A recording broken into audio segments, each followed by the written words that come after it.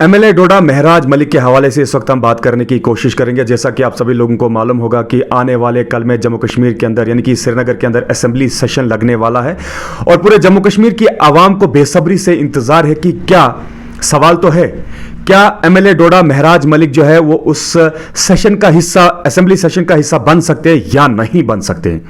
यूं तो ये कह सकते हैं कि असेंबली का हिस्सा तो है ही, लेकिन जब से उनको पीएसए के तहत डिटेन किया गया है, कठुआ जेल के अंदर बंद है और आज की बात अलग है। और आज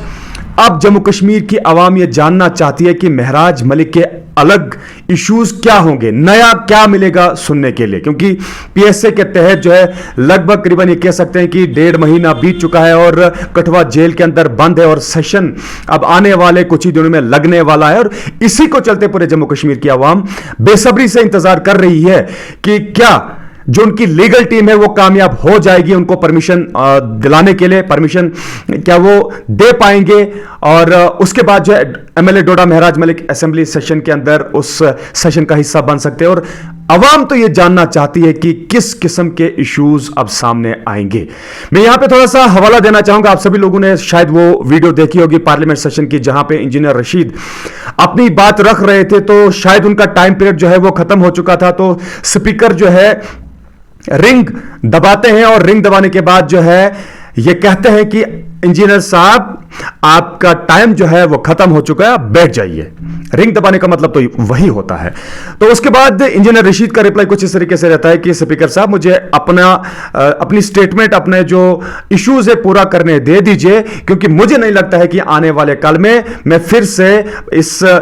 पार्लियामेंट सेशन का जो है मैं यहां पे आ पाऊं और अपनी बातों को, अपने इश्यूज को रख पाऊं आप सबके सामने। और मैं कहां से लाऊं लाख या 1.5 लाख, क्योंकि लाख 1.5 लाख जो है वो उसे उस परमिशन के लिए लगता है, तब जाके उस परमिशन के बेस पे उस पार्लियामेंट सेशन को वो ज्वाइन कर पाते हैं। इसके पीछे एक लंबी कहानी है, बहुत बड़ी वजह है और मुझे लगता है कि आप सभी लोग जान गए होंगे कि अगर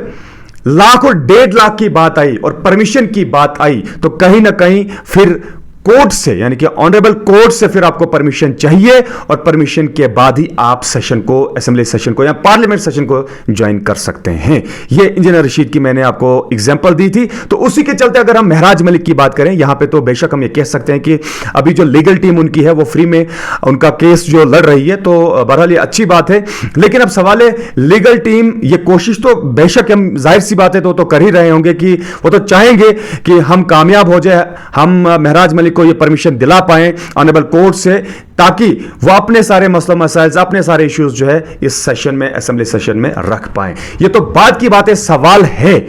और लोगों को, जम्मू कश्मीर की आवाम को बेसब्री से इंतजार है इस बात का। अब आने वाले काल में क्या परमिशन मिलती है या नहीं मिलती है वो देखने वाली बात तो जरूर रहेगी।